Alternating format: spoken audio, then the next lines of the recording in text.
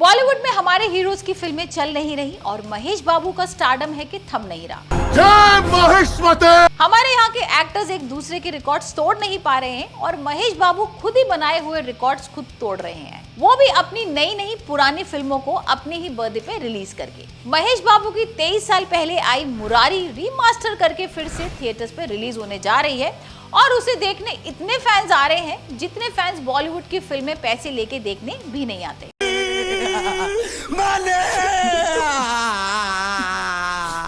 ये हम नहीं, आउटसाइडर्स कह रहे हैं और ये भी कह रहे हैं कि हम फ्री टाइम में मोहल्ले की जेसीबी की खुदाई देख लेंगे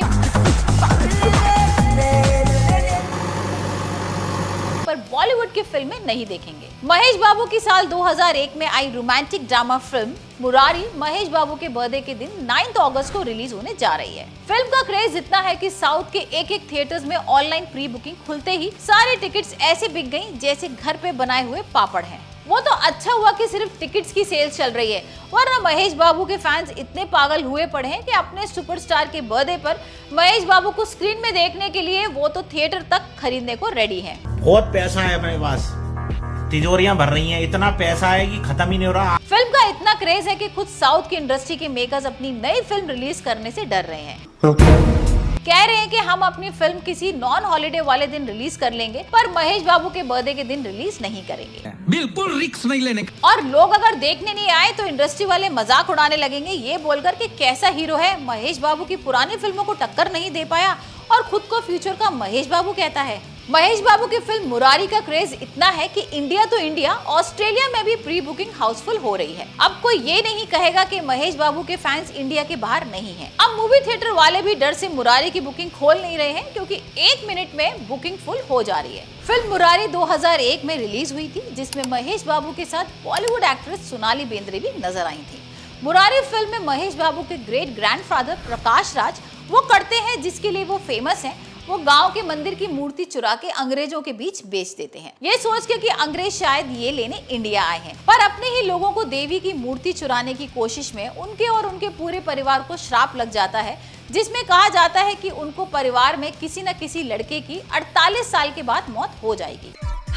और फिर बारी आती है सुपरस्टार कृष्णा के बेटे सुपर से भी ऊपर स्टार महेश बाबू की, जिनके गांव में हरकतें देखकर लोग सलाह देते हैं किसी लड़की को ढूंढो और शादी कर लो, तुम्हारे छोरे के लक्षण कुछ ठीक नहीं लग रहे, वही आके इसको सुधारेगी। पर हमारे महेश बाबू कहते हैं हम आजकल के जमाने के लड़के हैं, हम शादी करेंगे तो किसी बॉलीवुड वाली से,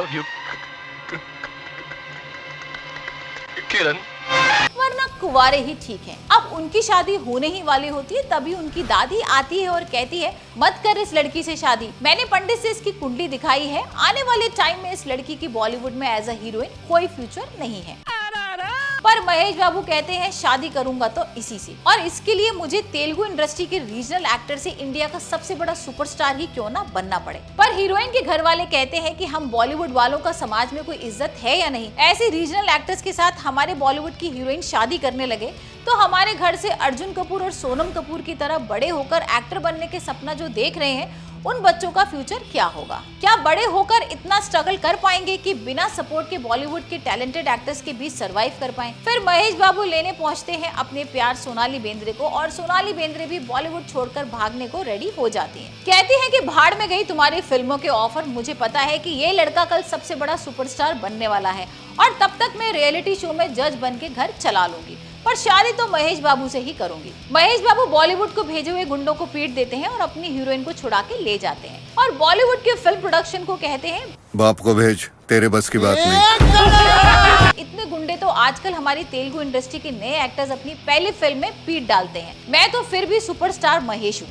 और मेरे स्टारडम को अफोर्ड कर पाना अब बॉलीवुड इंडस्ट्री की औकात नहीं है। और तभी बॉलीवुड का एक जूनियर आर्टिस्ट मुरारी फिल्म के क्लाइमेक्स में महेश बाबू के पेट में रॉड आर पार कर देता है। कहता है मारना मेरी मजबूरी है क्योंकि मेरे पिछले फिल्मों का बॉलीवुड प्रोड्यूसर्स के पास पैसा अभी पेंडिंग है और अगर मैं तुम्हें नहीं मारता तो बॉलीवुड वाले मुझे आउटसाइडर बोलकर निकाल देते। तुम टेंशन मत लो, गाड़ी स्टार्ट करो और फिल्म इमोशनल नोट पे खत्म करो। महेश बाबू अपने पेट में जख्म लेके अपनी इंडस्ट्री पहुंचते हैं और कहते हैं कि अब कोई फिल्म की बात करने बॉलीवुड में मत जाना, हमारा रक्त ही महासेना है। ये बॉलीवुड वाले बहुत बड़े धोखेबाज हैं। पैरट्स ऑफ कैरिबियन बोल के थग्स ऑफ हिंदुस्तान दिखाते हैं चीटिंग चीटिंग चीटिंग करता है तू। और कहते हैं कि इसे जाके अपने तेलुगु स्टेट में रीमेक करो क्योंकि हमारे बॉलीवुड की फिल्म का साउथ में मार्केट नहीं है। पर महेश बाबू ये ऑफर ठुकरा देते हैं और उनकी ये चोट जानलेवा हो जाती है। पर तब मुरारी की दादी श्राप तोड़ने के लिए महेश बाबू के बदले देवी को खुद को समर्पित कर देती है कि मुझको ले चलो पर महेश बाबू को बचा लो। ये लड़का कल का होने वाला सुपरस्टार है और महेश बाबू बच जाते हैं। पर अपने सुपरस्टार का ये हाल देखने इंडस्ट्री के सारे एक्टर्स जमा होते हैं और कहते हैं कि आज से किसी के यहाँ जाने की कोई जरूरत नहीं है। हम एक दिन अपनी इंडस्ट्री में बहुत बड़ी फिल्म बनाएंगे जिसका नाम बाहुबली रखेंगे।